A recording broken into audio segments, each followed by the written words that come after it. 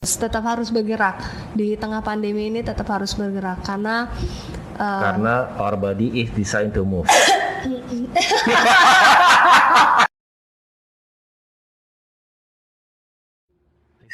Listen.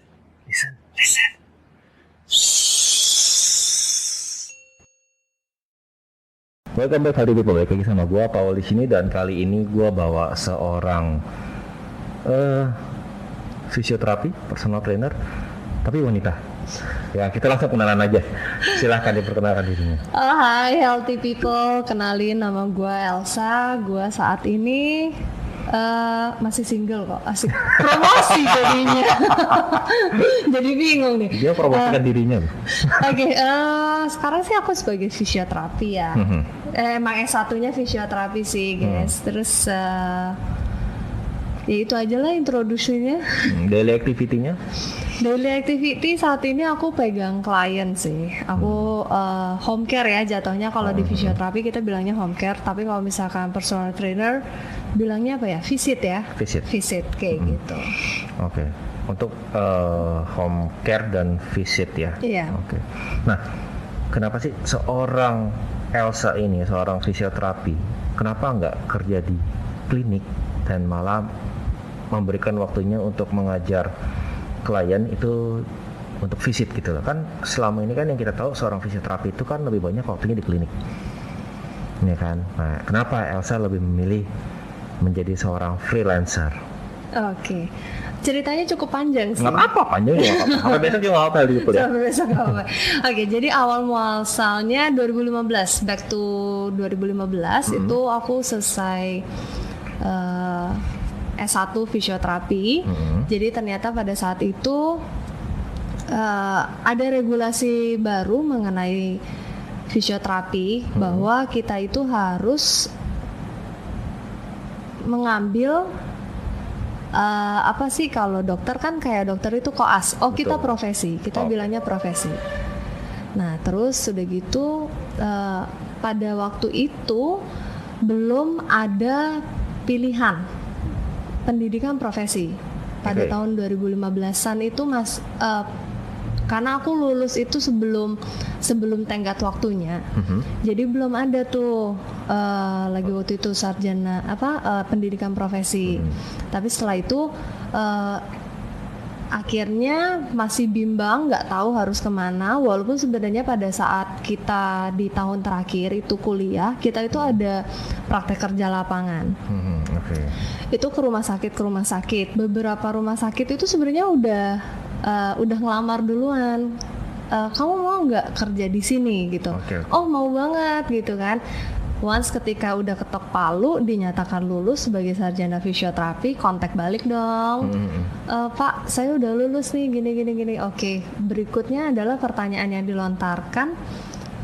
Kamu S1 ya, bukan D4 ya? Karena pendidikan profesi itu, pendidikan fisioterapi itu pada waktu itu kebanyakan itu D3 atau D4.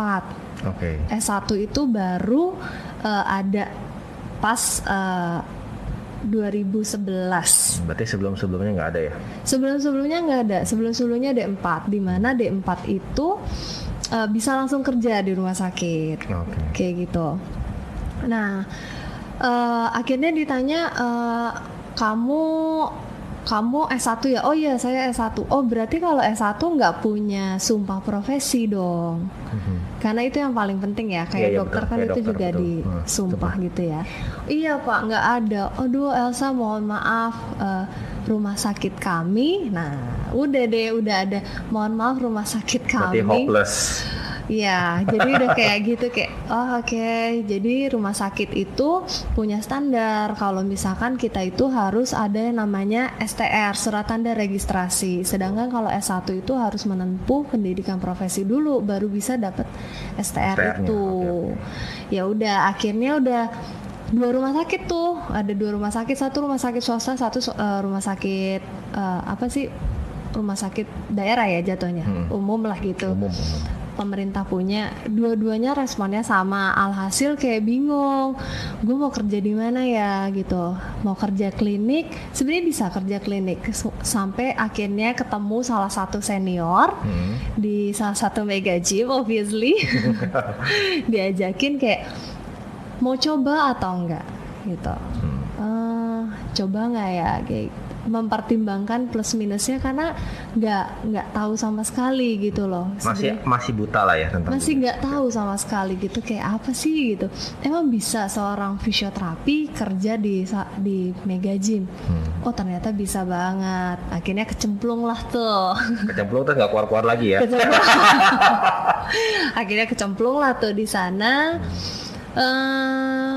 Menjalani hari-hari ya kan. Udah sempet pindah juga.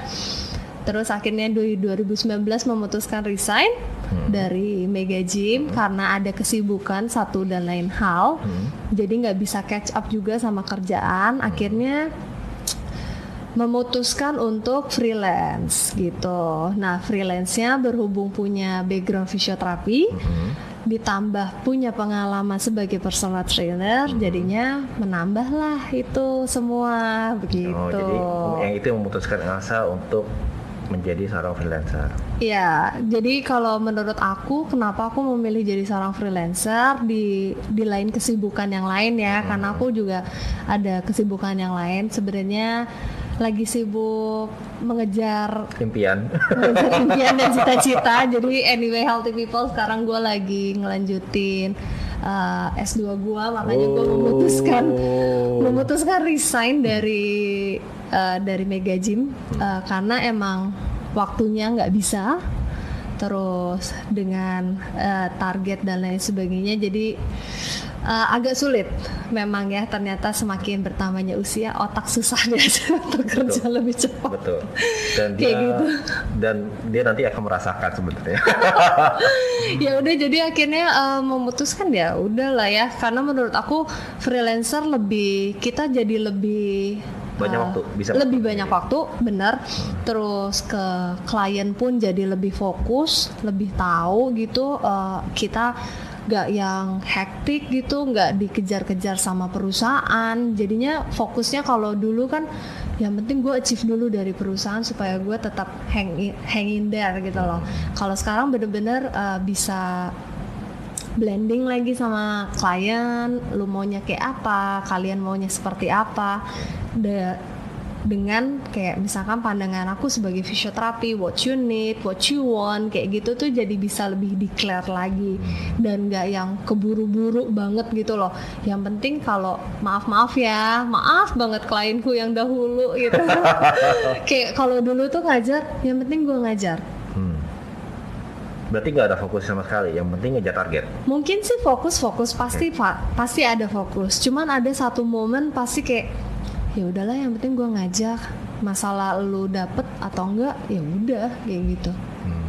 Jadi kayak blendingnya pastilah kita kalau di mega gym itu pasti customer nggak cuma satu, nggak cuma dua, bisa 10, 20 kayak gitu. Dan menurutku sih dari semua itu belum tentu semuanya itu bisa engagementnya itu dapat gitu loh. Jadi kalau sekarang dibandingkan dengan freelancer ya lebih ngena aja gitu. Lebih dapat heart to heartnya. Blending lah lebih enak gitu loh. Okay. Bisa talk kayak ini loh, lu harusnya lebih baik kayak gini, dan kita ada waktu gitu loh. Misalkan kayak let's say kamu klienku ya. Di hari-hari senggang itu aku bisa texting kamu gitu untuk nanyain gimana, udah ngelakuin ini atau belum, hari ini lu ngapain kayak gitu, atau makan lu hari ini kekontrol nggak. Kalau misalkan kliennya cewek, mereka kan ada period kan, gimana periodnya, so far oke atau enggak, atau jadi ya gitu bisa lebih blending ya jatuhnya gitu, bisa lebih deket ya, sama aku. Kalau dulu kan sebelumnya di mega gym itu berasa kayak ya cuek aja, nggak pernah nanyain kabar atau kayak gimana. Kalau misalkan klien bilang hari ini nggak bisa ya, oh oke, udah cuman oke gitu doang. Kalau sekarang kalau misalkan hari ini gue nggak bisa ya El, oh kenapa? Lu sakit kah? Apa kayak gitu loh. Jadi ada care-ness nih, iya, udah ada care. Oh, oke. Nah kalau boleh tahu nih Elsa, di Mega Gym berapa lama Sa? Di Mega Gym jatuhnya 4 tahun 1 bulan. Jadi kalau sarjana itu udah lulus. Udah lulus. Jadi udah depannya udah S bla bla bla. Oke, jadi sekarang ini Elsa pegang berapa klien? Sekarang ini jujur aku pegang sekitar 5. Dan itu klien. Itu tiap hari terus? Setiap hari, karena kan kondisi pandemi ya saat ini. Jadi aku pun memutuskan untuk pegang sehari 1 klien. Dengan gini, jadi sehari 1 klien karena ada ketakutan juga gitu loh. Antara gue yang kena virus atau gue yang bawa virus, karena gue yang datang ke rumahnya. Itu paham ya. Paham, ngerti. Itu kan emang yang kita takutin di masa-masa sekarang seperti ini. Nah, sekarang mau nanya, gimana cara Elsa tuh mempromosikan diri sebagai seorang freelancer supaya dapat klien yang banyak? Oke. Itu ada pertanyaan, maksudnya memang sudah pernah ditanyakan sebelumnya, tapi kan setiap individu pasti punya cara yang berbeda untuk mempromosikan dirinya sendiri. Apalagi kan secara individu ini tidak dinaungi oleh suatu perusahaan, ya kan? Mereka harus bekerja sendiri. Nah, tuh seperti apa cara mempromosikan diri Elsa? Oke. Gimana ya? Dulu juga pernah ngerasain ya Pak ya. Tapi kan beda. Kalau sekarang sih lebih ke word of mouth aja sih, dari mulut ke mulut. Belum yang sampai kayak gimana banget. Nah, di satu sisi aku tuh bukan orang yang Instagram banget gitu loh, bukan yang dikit-dikit upload. Dia bukan seorang Instagram, tapi dia seorang traveler. Perhatiin aja Instagramnya, pasti jalan-jalan terus. Nggak ada istilah kalau nggak jajan di Instagramnya dia. Kalau mau tahu nanti kepoin aja. Jadi karena beberapa klienku juga beberapa itu usianya sudah lanjut, privacy is number one ya. Ya betul. Jadi nggak begitu suka untuk divideoin, jadinya untuk media sosial itu aku memang belum memanfaatkan banget. Jadi so far ya dari mulut ke mulut. Jadi misalkan ngajar tante satunya akan refer, ngajar om satu akan refer, atau bahkan klaster keluarga ya kalau sekarang begitu lah. Jadi klaster keluarga. Jadi dari mamahnya nanti mamahnya anaknya gitu. Kalau by recommendation. Iya, by recommendations kayak gitu. Nah, sekarang manfaatnya seorang fisioterapi itu mengajar klien tuh apa manfaatnya? Manfaatnya ya, kita balik lagi aja sih ke definisi ya dari, mohon maaf ya healthy people kalau misalkan gue agak-agak lupa gitu kalau ada kesalahan. Jadi dari Permenkes kalau nggak salah, seorang fisioterapi itu adalah orang yang membantu dalam melatih, aku agak blank nih. Tiba-tiba ngeblank nih, fungsi fisioterapi nih. Definisi fisioterapi sendiri. Nanti teman-teman mungkin boleh dicek juga ya, kalau nggak salah fisioterapi itu untuk membantu asik. Gue lupa nih, tiba-tiba ngeblank gue. Membantu orang untuk bentar, secara definisi secara Permenkes ya, itu tuh kalau nggak salah di definisinya itu kita itu gue ingat ada promotif, intinya kayak promotif, kuratif, rehabilitatif, sama ya pokoknya ada 4 lah, tapi gue lupa satu itu. Mengapa? Pokoknya itu nanti di Permenkes lah ya, ada itu ada secara definisi. Karena sudah lulusnya dari tahun 2015 sampai sekarang 2021. Jadi ini panjang banget, jadi wajar lah kalau lupa. Karena dia bilang juga usia menjadi kendala. Iya. Jadi secara definisi aja kita udah jelas gitu bahwa kita itu seorang fisioterapi membantu klien untuk mencegah dia supaya tidak sakit. Terus kita mengobati juga. Terus kita meningkatkan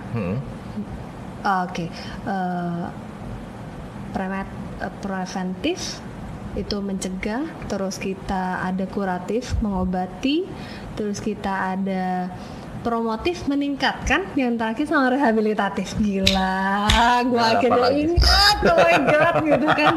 Oke, nah sekarang kalau kan Elsa kan kliennya ini banyak yang usianya sudah senja ya. Kalau boleh tahu latihannya apa aja untuk mereka? Biasanya mereka minta apa sih? Nah itu dia. Jadi kita lihat dulu sih di awalnya itu kita nggak bisa langsung latihannya apa gitu. Karena kalau kita ngomongin human body itu unik. Everybody have unique gitu loh. Betul. Jadi punya sesuatu yang unik. Aku balikan lagi gitu. Jadi goalsnya apa? Balik lagi ke goals. Biasanya orang itu pasti kalau misalkan sesuatu yang dipenuhin senang dong. Betul. Gitu. Walau ya ditambah dengan misalkan misalkan goalsnya mau tetap maintain health supaya nggak lebih sakit, nggak gampang capek kalau misalkan yang usia senja, biar tetap staminanya bagus gitu ya. Terlepas dari misalkan badan dia sedikit mulai bungkuk atau misalkan lututnya dia mulai bermasalah dari dokternya. Nah, itu kita harus imbangin kayak gitu. Jadi latihannya itu bisa dibilang balik kayak gitu sih.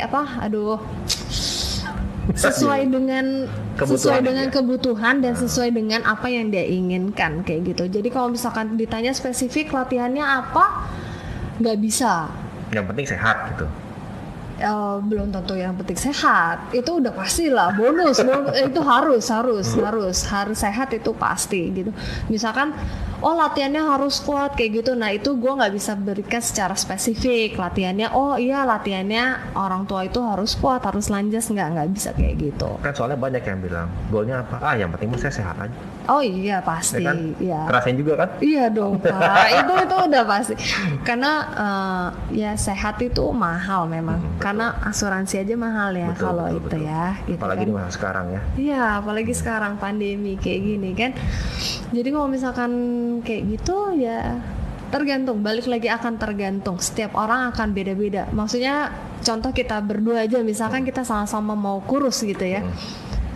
Ya kurusnya aku mungkin ya bisa langsung kayak gitu. Mungkin kurusnya Koko nggak bisa, harus diperhatikan. Misalkan sendi-sendinya kah, atau misalkan ada masalah yang lain, itu yang harus kita perhatikan. Apalagi kalau orang tua itu biasanya secondary disease dalam artian punya diabetik, punya darah tinggi, atau punya bahkan riwayat penyakit jantung. Nah itu yang harus kita perhatikan sih. Jadi secara detail banget ya. Oh iya kita harus kayak gitu. Oke, nah pertama kali ketemu klien itu biasanya apa yang dilakuin? Asesmennya itu apa? Oke, pertama kali yang aku lakukan pada saat ketemu klien, sangat mudah sebenarnya, enak banget gitu pertemuan pertama gitu kan kalau dilihat. Aku yang pasti pemeriksaan dulu, pengamatan dulu, terus apa yang diamati? Kita mengamati gitu human body-nya dia kayak gimana. Dia jadi badannya bengkok kan gitu. Nah itu Pak, tapi saya udah nggak pakai bahasa begitu Pak. Jadi depan belakang gitu. Jadi lebih gampang, biar lebih gampang. Karena balik lagi sih, karena freelancer ini, jadi kita mau nggak mau itu harus ngejelasin juga ke klien gitu. Pakai bahasa yang mungkin yang dia sering dengar sehari-hari ya. Ya kayak gitu. Jadi kayak misalkan kalau pertama itu aku cukup peralatan perangku adalah alat ukur. Midline, meteran, jadi tukang jahit Pak. Pertama-tama saya jadi tukang jahit, terus bawa meteran, bawa goniometer. Goniometer itu buat ngukur range of motions kalau misalkan dia ada kendala. Terus aku bawa tensi, itu pasti. Karena kita nggak pernah tahu, karena orang tua itu kadang bisa surprisingly gitu loh, bisa tiba-tiba ngedrop atau bisa nanti naik. Termometer kadang bawa kadang enggak, depends on kayak gitu. Tapi yang pasti alat ukur aku akan bawa semua alat ukur di pertemuan pertama. Jadi di pertemuan pertama itu aku akan melakukan screening lah. Kita lihat dulu nih, gila kita kayak dokter gitu kan. Lihat nih apa nih yang bermasalah kayak gitu. Tapi hanya sekitaran fungsi dan gerak tubuh. Jadi aku nggak bisa nih kayak misalkan mungkin nanti healthy people mau lanjut sama saya ya kan. Nanti biar dikepoin aja ntar. Jadi aku nggak bisa yang kayak ngasih tahu kayak misalkan oh iya ini jantungnya bermasalah gini. Nah itu nggak bisa. Aku hanya bisa sebatas fungsi dan gerak tubuh. Jadi fungsi dan gerak tubuh itu Jadi mulai sendinya, dari iya dari mulai sebenarnya dari 7 komponen gitu yang kita bisa lihat. Permukaan kulit yang pasti pertama kayak gitu. Ini sedikit hints ya, asik, ya kan. Kalau misalkan pertama itu aku bisa lihat dari permukaan kulit dulu nih. Kenapa permukaan kulitnya? Oke, kalau misalkan kamu panggil aku ya kan, tolong ke rumah, gue habis kepleset wah, gila kan, sorry nggak doain, gitu. sorry, kayak gitu. Jadi aku bisa lihat nih dari permukaan kulitnya, apakah ada merah, biru, itu bisa jadi salah satu sign kita. Jadi oh ini masih baru nih, masih anget-angetnya gitu kan warna. Misalnya terus kalau misalkan warnanya udah mulai biru, mulai hitam, oh berarti mungkin sudah lama kayak gitu. Jadi pertama sign-nya dari situ. Kita bisa lihat dari permukaan warna kulit. Tapi kalau misalnya gini, permukaan. Sa, tolong ke rumah Sa. Ini bahaya nih Sa. Kenapa? Habis main ke pantai kulitnya kebakar. Aduh. Bisa juga sih nanti aku kasih aloe vera kali ya, kasih aloe vera gitu kan, tanaman di kosan mulai biasa. Karena pandemi ini ada unlock skill. Jadi skill yang gak pernah ada sekarang malah kebuka. Muncul gitu kan, jadinya gitu. Itu satu yang pasti kita bisa ngelihat dari kulit tuh. Kulitnya, permukaan kulitnya, atau misalkan ada deklok kah, atau misalkan bengkak kah, itu kita bisa lihat tuh. Terus misalkan bengkaknya itu karena cairan kah, atau bengkaknya memang karena faktor karena kamu cedera, kita bilangnya karena faktor patologinya gitu loh ya kalau bahasanya gitu. Itu satu. Terus yang kedua, fungsi geraknya itu aku bisa lihat dari muscles. Oke. Nah, next setelah muscles, misalkan fine, kita bisa lihat dari tendon dulu, tendon ligamen. Nah, itu temenannya tuh, tendon ligamen. Coba kalau ligamen apa, tendon apa coba? Aduh Pak, gimana? Jadi kalau tendon itu buat melekatnya si otot ke tulang. Kalau ligamen itu buat ngelekatin antara tulang sama tulang. Kalau nggak lepas Pak. Dia masih ngerti. Dikit, itu harus itu kan. Tendon ligamen, terus kita mulai masuk ke tulang. Nah nanti tulang udah gitu mulai sistem saraf itu. Jadi kita bisa lihat dari situ. Nah kalau sistem saraf apa yang dilihat? Apa yang diakses dari sistem saraf itu sendiri? Sebenarnya gini, aku kalau misalkan sistem saraf, jujur aku kurang begitu ahli sebenarnya. Masih terus belajar. Walaupun sebenarnya di fisioterapi sendiri itu ada namanya fisioterapi neurologi. Itu biasanya pasien-pasien stroke kayak gitu. Tapi mohon maaf healthy people, tapi aku nggak bisa, hands up, aku nggak bisa kalau kayak gitu, karena itu butuh kalau Naruto itu ilmunya harus kayak Hokage gitu ya. Biar bisa semuanya. Ya jadi nggak semua fisioterapi itu bisa semuanya, tapi kita tahu secara teori. Tapi kalau misalkan suruh handle, jujur itu bukan ranahku, tapi kalau aku pribadi itu lebih ke fisioterapi muskuloskeletal sama olahraga. Itu memang ada kayak. Berarti gitu. Maksudnya sport fisioterapi? Ya, bisa dibilang seperti itu. Elsa SFT. Oh iya, aduh. Iya sih SFT ya, kan? Kayak gitu. SFT. Oke. Jadi kayak gitu. Dari awal terus biasanya kan sudah kenal tuh ya, sudah tahu di awal. Nah, untuk next berikutnya biasa Elsa bawa apa aja tuh kalau buat latihan? Elsa bawa sendiri kah atau memang mereka siapin alatnya? Tergantung.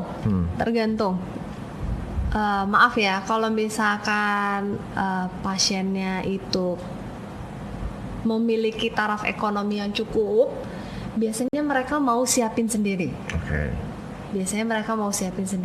Tapi kalau misalkan kadang ada pasien yang cuek, gue bilangnya cuek ya. Itu mereka maunya simple, semua beres, gue yang bawa kayak gitu. Biasa bawa apa aja tuh? Biasa bawa apa? Aduh rahasia, boleh nggak? Bawa apa? Tergantung latihan. Jadi tergantung kebutuhannya latihan hari ini apa. Biasa itu aku di rumah pasti udah create program dulu. Itu akan apa, jadi aku akan siapin. Tapi basic sih biasanya buat healthy people itu minimal kalian punya dumbbell di rumah lah. Itu buat latihan sederhana itu udah minimal itulah.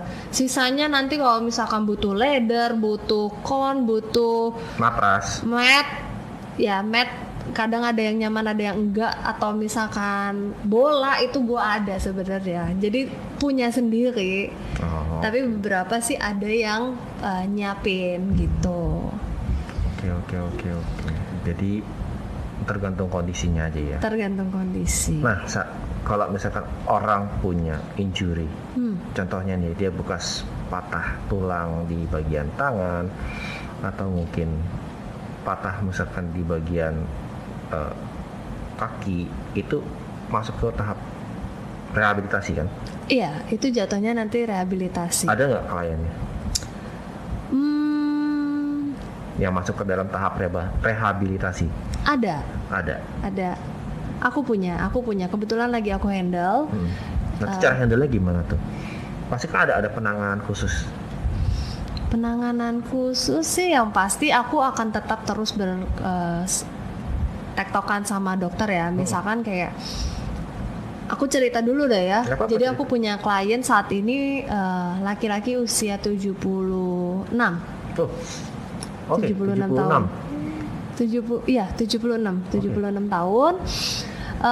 Dia itu baru jatuh 2019. 2020 awal itu dia jatuh dari kasur. Oke. Emang sih usia kita mau rentan sih ya. Ya nggak tahu keserimpet atau gimana. Pokoknya intinya jatuh dari kasur. Akhirnya dia cek ke dokter. Itu dokter bilang memang harus operasi untuk tulang pinggul. Oke. Tapi karena usia dan keputusan keluarga ya, jadi dia tidak memutuskan untuk dioperasi. Seperti itu. Aku baru handle itu setelah 6 bulan, 6 atau 7 bulan. Setelah dia jatuh. Jadi memang sekarang ini penting kalau kita harus tahu mengenai hal-hal dasar apa yang harus kita lakukan gitu loh. Pada saat misalkan kita jatuh atau kita ada rasa nggak nyaman kayak gitu, kita memang harus tahu. Jadi aku pas pegang itu kondisi sudah badannya kaku. Jadi cuman tirah baring aja kayak gitu. Jadi akhirnya ngobrol sama pihak keluarga, ya nggak perlu dikhawatirkan apapun, dan puji Tuhan alhamdulillahnya nggak punya secondary disease kayak darah tinggi ataupun apapun, jadi boleh. Jadi cuman dokternya bilang as long as bapak ini bergerak.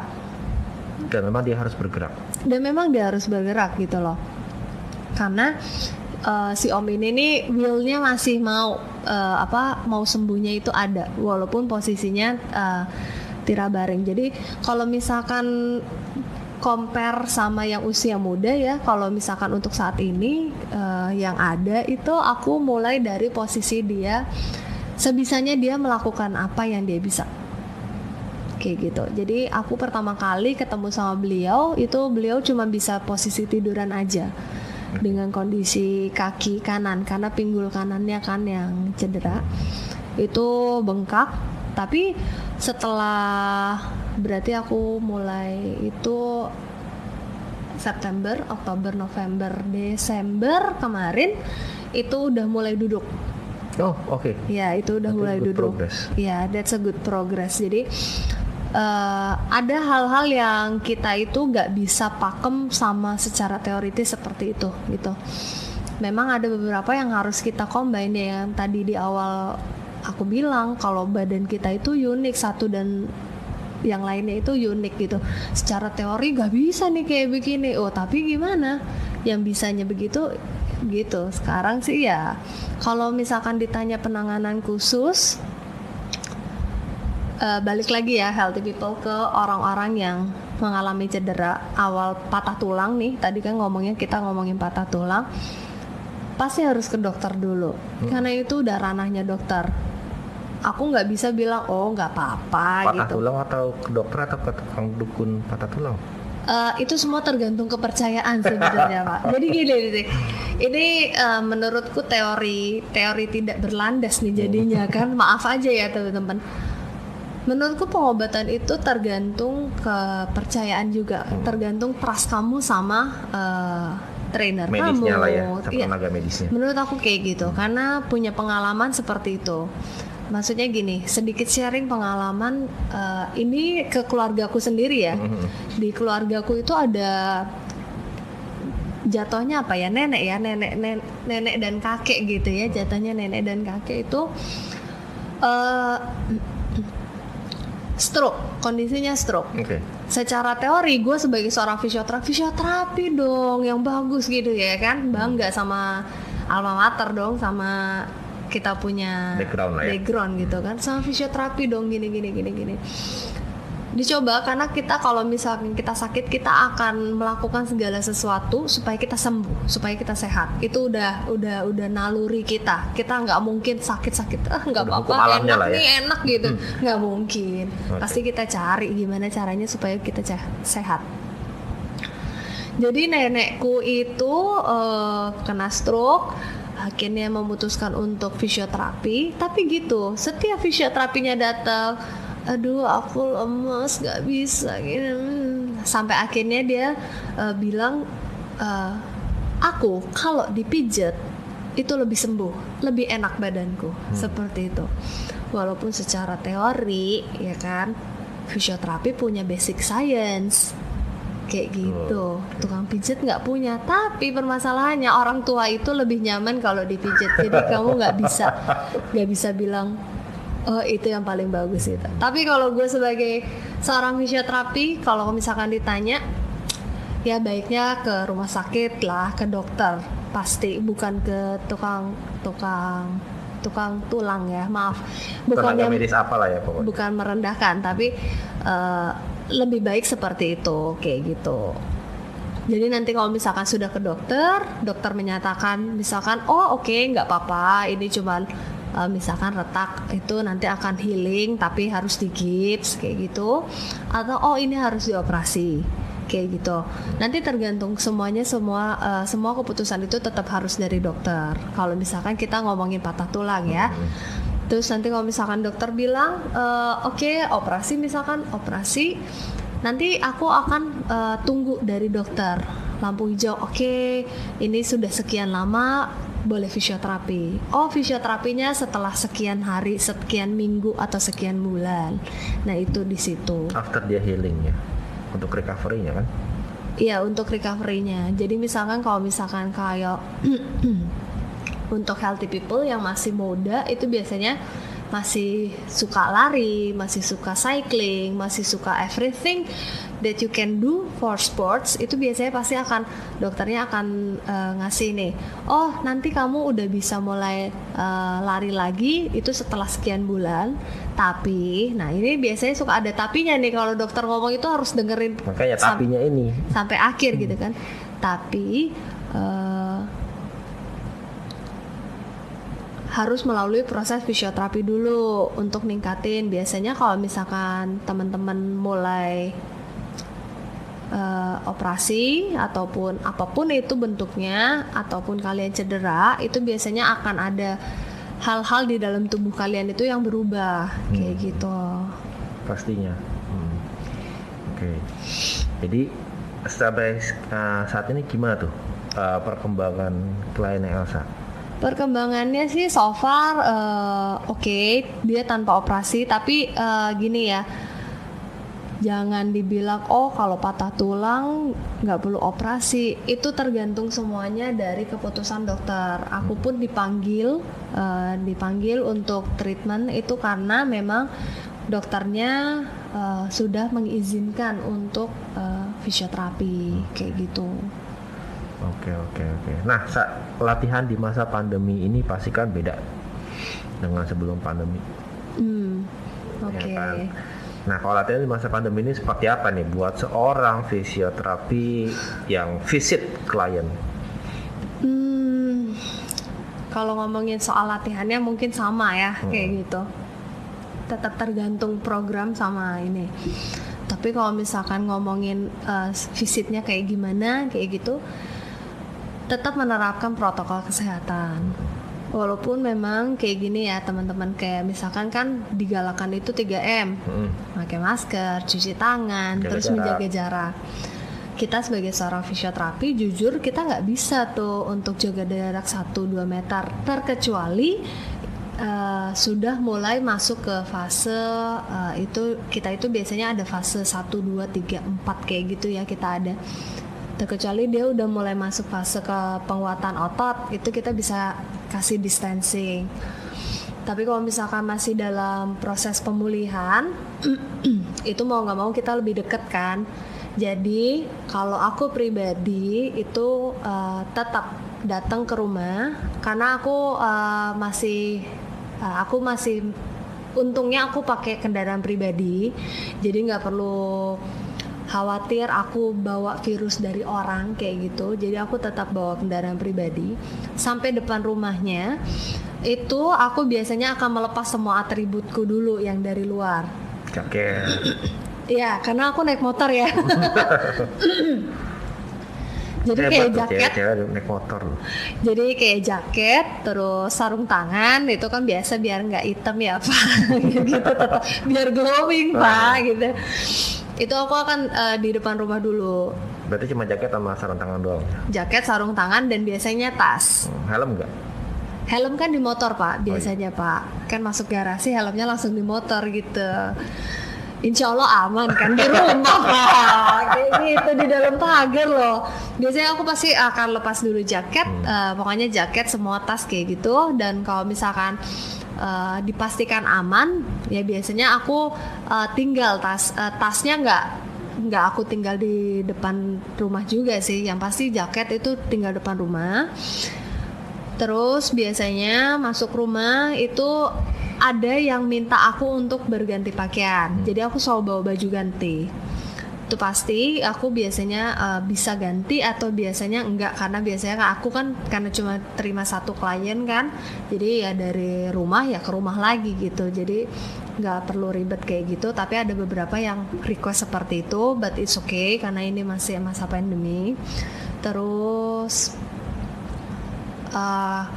cuci tangan, pasti cuci tangan. Kalau misalkan nggak ada, itu biasanya sekarang itu setiap rumah pasti punya hand sanitizer. Betul. Kayak gitu. Nah terus udah gitu aja. Kayak cuci tangan. Oh, masker biasanya aku ganti. Jadi kalau misalkan masker aku naik motor, itu biasanya aku pakai masker kain. Tapi kalau misalkan aku mulai visit, udah mulai pegang, itu biasanya aku pakai masker ini, kayak gitu. Medis. Iya, iya. Pakai masker bengkoang, enggak ya? Maunya gitu Pak. Itu tiap malam aja Pak. Tetap glowing number 1 ya. Kayak gitu. Jadi tetap ada protokol kesehatannya juga ya. Iya. Oke, karena kan ini nyangkutnya tentang Elsa dan juga klien beserta orang-orang di sekitar kalian ya. Iya. Oke, nah saran dong buat healthy people nih khususnya yang pengen tahu lebih banyak tentang fisioterapi sendiri seperti apa, terus juga pengalaman Elsa megang klien untuk rehabilitasi itu seperti apa, boleh nggak saran untuk healthy people?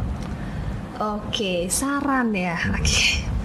Mungkin untuk healthy people saat ini di tengah pandemi itu banyak yang WFH, terus banyak aktivitas-aktivitas yang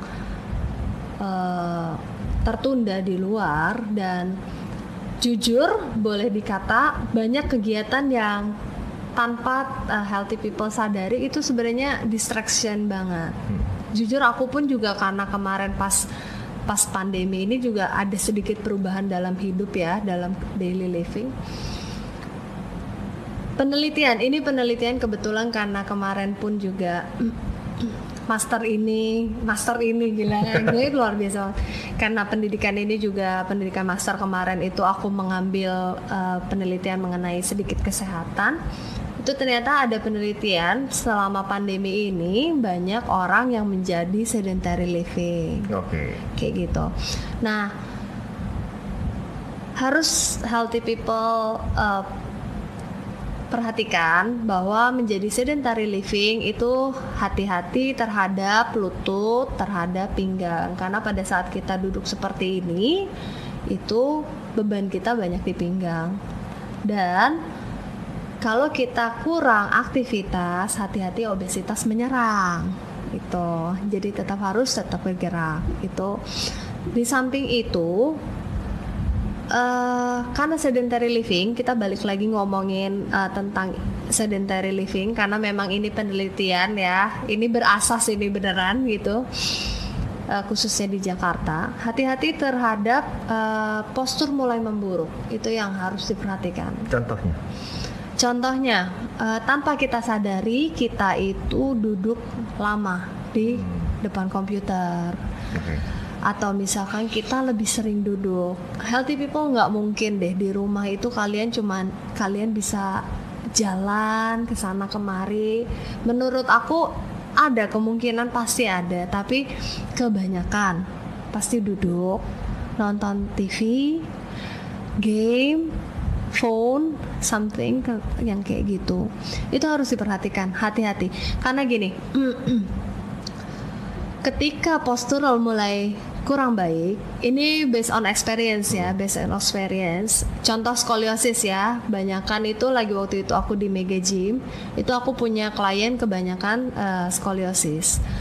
Ketika kalian sudah mulai merasakan seperti itu, ini tanda-tanda ya, gejala-gejalanya. Satu, biasanya kalian mulai sesak nafas. Maksudnya tapi bukan sesak nafas yang berlebihan ya. Pokoknya dibayanginnya jangan dia berlebihan ya. Kayak gitu. Jadi sesak nafas dalam artian kok kayaknya nafasku lebih pendek.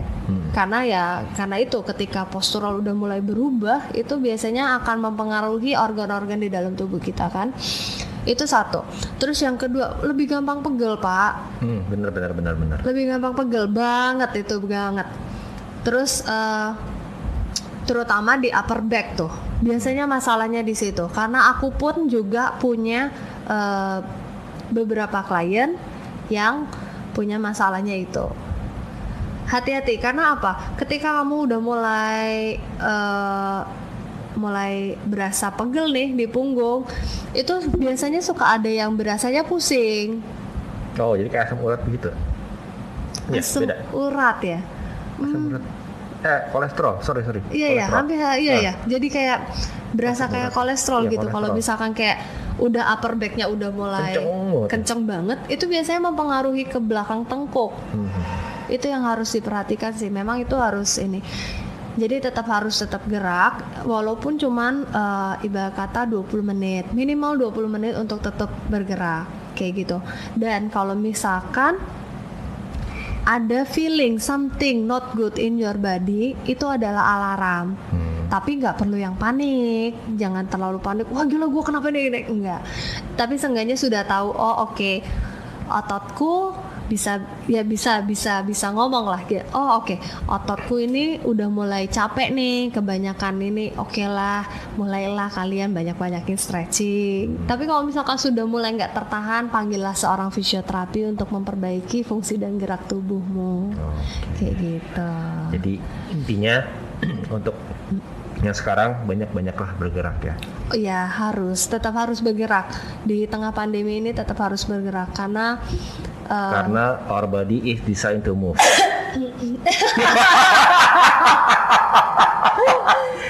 Serius loh, sebenarnya ini dari zaman dulu aku kuliah ya sebenarnya.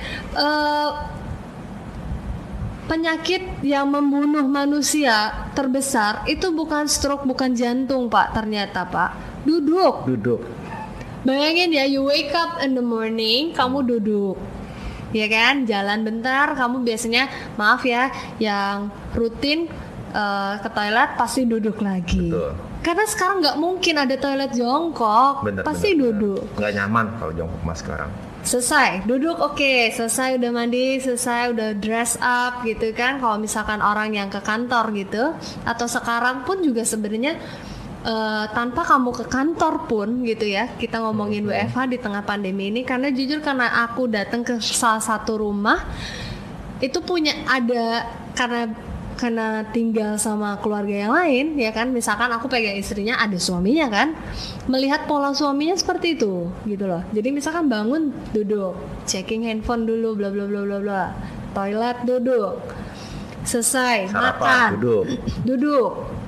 Kalau dulu sebelum pandemi, kamu ke kantor, duduk lagi di mobil atau kamu duduk di kendaraan kamu. Sampai kantor duduk, jalanmu cuma berapa lama. Kalau sekarang di pandemi, selesai sarapan, dress up cuma bagian atasnya doang ya kan. Bawahnya biasanya celana kolor gitu kan, biasanya pijamaan. Duduk lagi. Dan di tengah pandemi ini aku lihat kayaknya lebih banyak banget orang itu lebih banyak meeting. Aku pun juga ngerasain karena aku sekarang kan ya karena kuliah ini jadinya tetap harus sini gitu loh, dan belum tentu semua orang termasuk aku pribadi itu punya tempat yang proper untuk belajar dengan kursi mejanya yang sesuai dengan faktor ergonomis ya kalau kita bilang. Belum tentu semuanya kayak gitu dan belum tentu semuanya nyaman kayak gitu. Nah itu banyak penyakit itu membunuh itu karena banyaknya duduk loh. Beneran, bukan karena rokok, bukan karena jantung, itu kebanyakan karena duduk, karena kita sedentary living, karena efeknya yang tadi aku bilang, yang ada obesitas lah, jadi perubahan yang lainnya itu yang bahaya banget dan sebenarnya. akhirnya impactnya ke organ-organ yang lain ya. Yes, that's it. Oke, menarik sekali. Tapi sayang sekali waktu kita udah habis Healthy People. Nanti kita undang lagi Elsa ya untuk next bukan ya episode-nya nanti kapan, nanti kita akan undang Elsa lagi. Materi baru mungkin ya Pak ya. Oke, saya siap-siap kalau gitu ya. Jangan kapok-kapok ya. Jangan kapok-kapok loh. Oh enggak lah, gila, senang. Oke. Bisa berbagi pengalaman sama Healthy People. Ya. Itu luar biasa banget. Karena Apalagi kita di sini memang tujuan utamanya adalah sharing. Yes. So, jadi biar Healthy People juga tahu dan kita juga semua saling belajar. Gitu. Sip, mantap. Oke, Healthy People, sampai sini dulu, sampai ketemu lagi di next episode-nya. Thank you Elsa udah datang. You're welcome. Terima kasih banget dan ciao.